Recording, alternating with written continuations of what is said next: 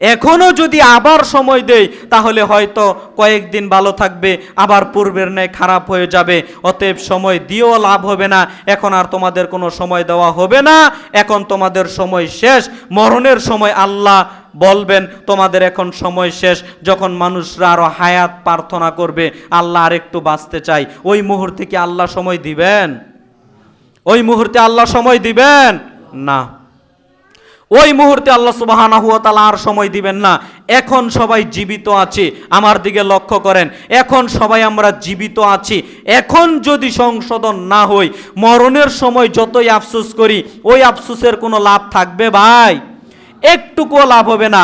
এই আয়াতগুলো যদি আপনাকে আমি বুঝাতে পারি তাহলে আমি মনে করব আমি সার্থক, আর যদি না বুঝেন তাহলে আমার কিছু করার নেই।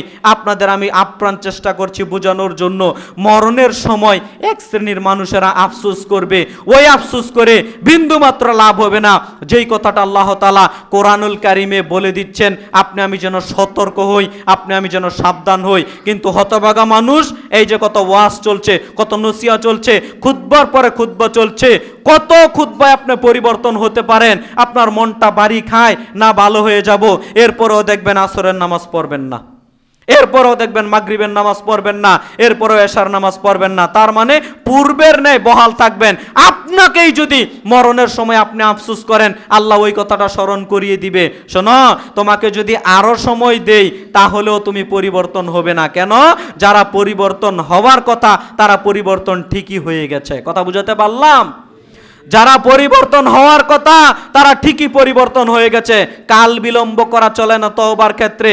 কিছু সংখ্যক মানুষেরা কাল বিলম্ব করে, আরে সামনে রমজান মাস আসছে, রমজান থেকে ভালো হয়ে যাব, সামনের বছর হজ করে ভালো হয়ে যাব।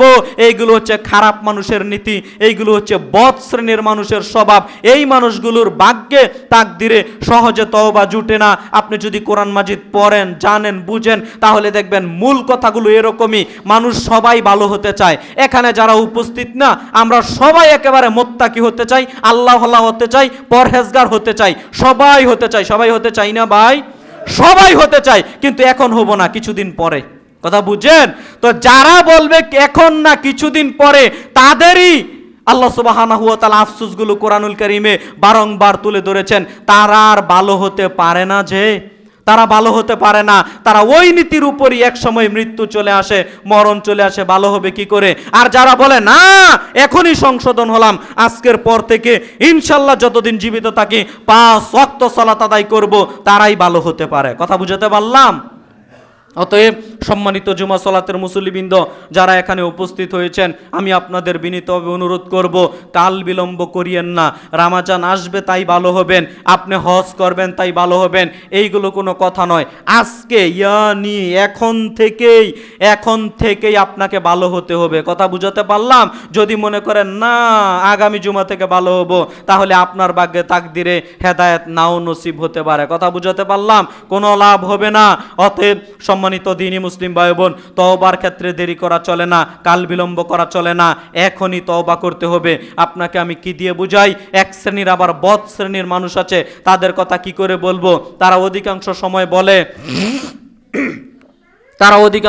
বলে আরে এক সময় তো আল্লাহ জান্নাতে দিবেন, যেহেতু কালেমা পড়েছি, মুসলিম হয়েছি। আরে ভাই, এক সময় জান্নাতে যাবেন ওই আশায় বসে আছেন? আপনি খোলেন পবিত্র কোরআনুল কারীমের, হয়তো শেষ না, আমি এখনই ফুল স্টপ মারবো, কয়েকটা কথা বলে একটু মনোযোগ দেন।